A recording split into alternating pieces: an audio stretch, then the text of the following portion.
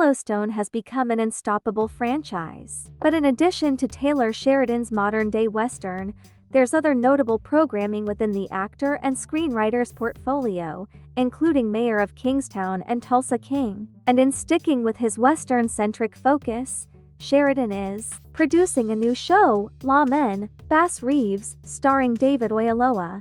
The series will follow Reeves, a deputy U.S. Marshal, as he captures fugitives and patrols along his jurisdiction in the 19th century Western United States. With such a fascinating setup, there's sure to be action and drama akin to any of Sheridan's other properties. Especially since it's not just fiction, Bass Reeves really did exist. According to an interview with Country Living, showrunner Chad Feehan says that Oyelowo has worked for years to get Reeves on screen. Taylor Sheridan recommended me to David Oyelowo, who has been trying to tell this story for 8 years. I sat down with David at dinner and he explained to me all the things that I didn't know, and explained to me where the myth both converged with and separated from reality. I immediately got hooked about Bass Reeves, and was determined to support David in any way that I could in honoring his legacy. Feehan says, while the show could deviate from some of Reeves' real life, there is a bit of myth around the legendary man. There's more than enough information about his real life for a gripping show. Here's what we know about the real Bass Reeves. Was Bass Reeves a real person? Yes. And he really was a famed U.S. Marshal.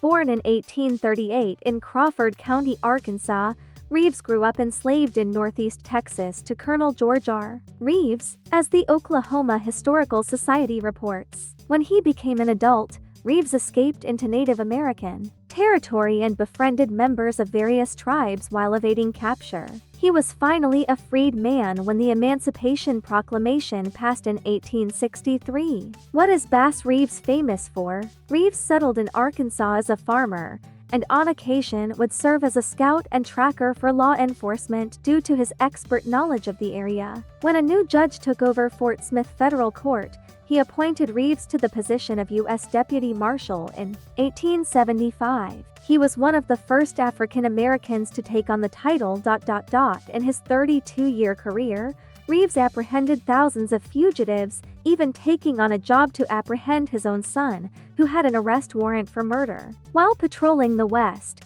Reeves traversed the 75,000 miles of his jurisdiction with a cook, a wagon, and at least one posseman. Newspapers covered Reeves extensively over the course of his career. In 1909, the Muskogee Times-Democrat wrote that in the early days when the Indian country was overridden with outlaws, Reeves would herd into Fort Smith, often single-handed, bands of men charged with crimes from bootlegging to murder. He was paid fees in those days that sometimes amounted to thousands of dollars for a single trip, trips that sometimes lasted for months. Reeves was also known for his expert disguise and subterfuge to capture people. According to a blog post by Fort Worth's tourist site, Reeves once pretended to be vagrant so as to be invited into a woman's home. When her sons, the fugitives, arrived, they talked to him and then went to sleep. Reeves then surprised them when he slapped handcuffs on them and arrested the pair.